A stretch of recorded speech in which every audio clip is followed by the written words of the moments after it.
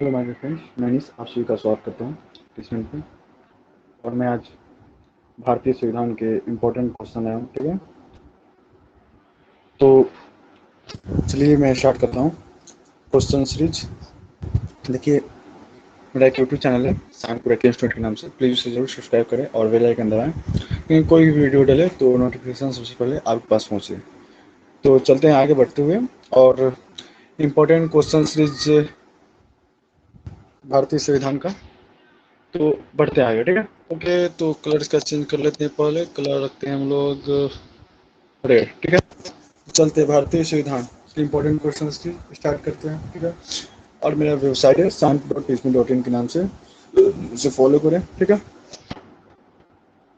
चलिए first question क्या है? किस अधिनियम द्वारा भारत में प्रांतों को स्वायत्त प्रदान की गई? किस अधिनियम द्वारा भारत में प्रांतों को स्वायत्त प्रदान की गई? जो कि भारत अधिनियम 1935। भारत सरकार अधिनियम 1935 के द्वारा ही भारत में प्रांतों को स्वायत्त प्रदान की गई, ठीक है। आप लोग समझ रहे हैं क्या बोले?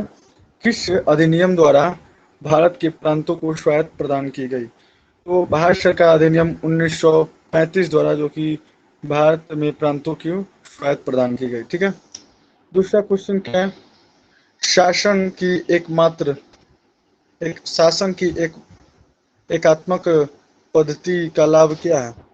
दक्ष राज्य, मतलब राज्य के क्षेत्र में, ठीक है। तो यहाँ बोल रहा है कि शासन शासन की एकात्मक पद्धति का लाभ क्या है? दक्ष राज्य। तीसरा क्वेश्चन, जिस संविधान सभा द्वारा भारत के संविधान का अधिनियम किया गया उसके सदस्य थे। मतलब ये बोल रहा है कि जिस संविधान में संविधान सभा जो बन रहा था उसमें भारत के संविधान के अधिनियम में कौन कौन से सदस्य थे? विभिन्न प्रांतों की विधानसभाओं द्वारा निर्वाचित थे। विभिन्न प्रांतों की विधानसभा द्वारा निर्वाचित थे, ठीक है। तो चलते हैं तीसरा नंबर क्वेश्चन। चौथे नंबर क्वेश्चन क्या है? भारतीय संविधान में आपात उप उपबंध कहाँ से लिए गए थे? ये बोल रहा है भारतीय संविधान में आपात यह कहाँ से लिए गए हैं, ये पूछ रहा है। लेकिन यहाँ पर वो डेट डाला गया है, तो आप लोग ये डेट याद रखिए। देखिए, आपातकाल ये जापान से लिए गए हैं, और ऐसे यहाँ डेट डाला गया भारत सरकार अधिनियम 1935 में लिए गए थे, ये बता रहा है। भारत की संविधान सभा किसके कहने पर बनाई गई थी? जो कैबिनेट मिशन थी। भारत की जो कि संविधान सभा थी वो किसके कहने पर बनाई गई थी? वो कैबिनेट मिशन के तहत बनाई गई थी। और भारत का संविधान सभा का अध्यक्ष कौन था? डॉक्टर राजेंद्र प्रसाद। भारत के संविधान सभा का अध्यक्ष कौन था? डॉक्टर राजेंद्र प्रसाद, ठीक है। चलिए आगे बढ़ते हैं।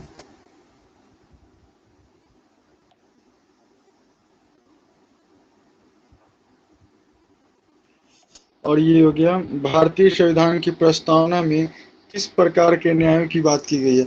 यहाँ पूछ रहा है जो भारतीय संविधान की प्रस्तावना प्रस्तावना उस को कहते हैं जब कोई भी कॉपी का पेज पढ़ते हैं तो पहला पेज रहता है, उसी को हम प्रस्तावना के रूप में, जैसे संविधान को पढ़ते हैं और पहला पेज पर प्रस्तावना लिखा गया, तो प्रस्तावना किस प्रकार के न्याय की बात करता है?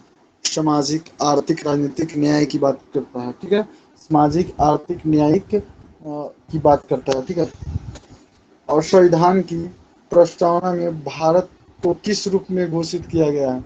बोल रहा है संविधान की प्रस्तावना, मतलब प्रस्तावना में बताया गया कि भारत को किस रूप में घोषित किया है, मतलब भारत कैसा है।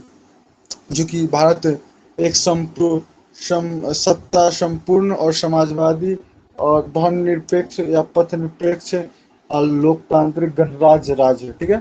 समझ रहे हैं? तो अगला क्वेश्चन देखते हैं क्या है। अगला क्वेश्चन है कि भारत जो कि पूर्ण संप्रभु लोकतांत्रिक गणतंत्र कब बना?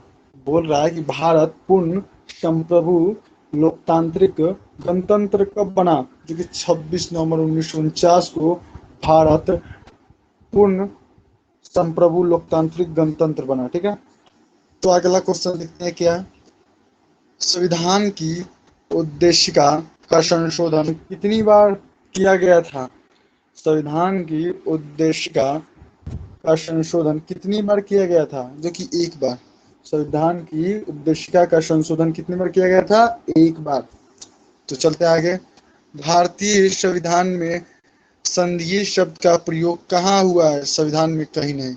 याद रखिएगा, भारतीय संविधान में संघीय शब्द का प्रयोग कहाँ पर हुआ है? कहीं पर नहीं हुआ है। ठीक है, तो अगला क्वेश्चन देखते हैं क्या है। भारतीय संविधान के अनुच्छेद 1 में यह घोषणा की गई है कि इंडिया अर्थात भारत है तो क्या है? यह राज्यों का संघ है। राज्यों के संघ को हम भारत या इंडिया कहते हैं। ठीक है, चलिए अगला क्वेश्चन। किस अनुच्छेद में इंडिया को भारत भी कहा जा गया है? आर्टिकल 1 में देखिए, यहाँ पर भी बताया गया आर्टिकल 1 में, तो यहाँ भी होगा आर्टिकल 1 आंसर। ठीक है, चलते आगे। अगला क्वेश्चन, भारत में किस प्रकार का संघवाद देखा जाता है? संघ बनाकर राज्यों का गठन, मतलब राज्य, सब राज्य मिलकर एक संघ बन गए, उसी को हम भारत कहते हैं। ठीक है, यही बता रहा है। ये बोल रहा है भारतीय संविधान कब लागू हुआ?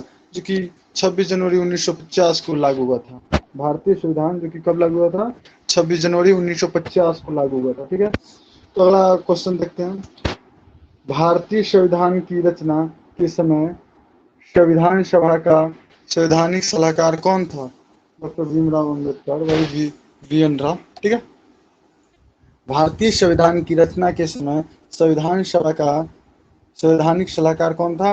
VN राव। ठीक है, अगला क्वेश्चन देखते हैं। सरकार की किस प्रणाली में द्वि सदन पद्धति एक अनिवार्य लक्षण है? संघीय प्रणाली। ठीक है, भारत एक कैसा देश है? ये तो बहुत इजी सा क्वेश्चन है, जो कि लोकतांत्रिक देश, लोकतांत्रिक देश है। और भारत में एकल नागरिकता का अवधारणा अपनाई गई थी कहाँ से? इंग्लैंड से। एकल नागरिकता का अवधारणा कहाँ से अपनाई गई थी? इंग्लैंड से। ठीक है, और भारतीय संविधान का कौन सा भाग नागरिकता को प्रावधानों को संबंधित करता है? पार्ट 2 करता है, जो कि आर्टिकल 5 से 11 के बीच में। ठीक है, चलते आगे बढ़ते हैं। और भारतीय संवाद निकट है क्या से? तो कनाडा से लिए गए हैं। ठीक है, भारतीय संविधान ने भारतीय महासंघ की योजना किसके संविधान से ली है? कनाडा से। याद रखिएगा, संविधान ने भारतीय महासंघ की योजना किस संविधान से ली है? कनाडा से। चलते आगे। भारतीय संविधान का निर्माता किसे माना जाता है? BR अम्बेडकर को। भारतीय संविधान का निर्माता किसे माना जाता है? BR अम्बेडकर को। ठीक है, तो चलते आगे। डॉक्टर भीमराव अम्बेडकर उनका नाम था। तो आज के लिए इतना ही, और मैं क्लास को इन करता हूँ। और मैं एक यूट्यूब चैनल है कानपुर AK इंस्टीट्यूट के नाम से, प्लीज से जरूर सब्सक्राइब करो और बेल आइकन दबाएं, क्योंकि कोई वीडियो लगे तो सबसे पहले आपके पास नोटिफिकेशन पहुंचे। और एक वेबसाइट है कानपुर टीचमेंट.in के नाम से, उसे भी आप लोग फॉलो करें, क्योंकि इस पर लाइव वीडियो का रिकॉर्डिंग वीडियो सब वहीं पे रहता है। ठीक है, तो थैंक यू, बाय। आज के लिए इतना ही। ओके।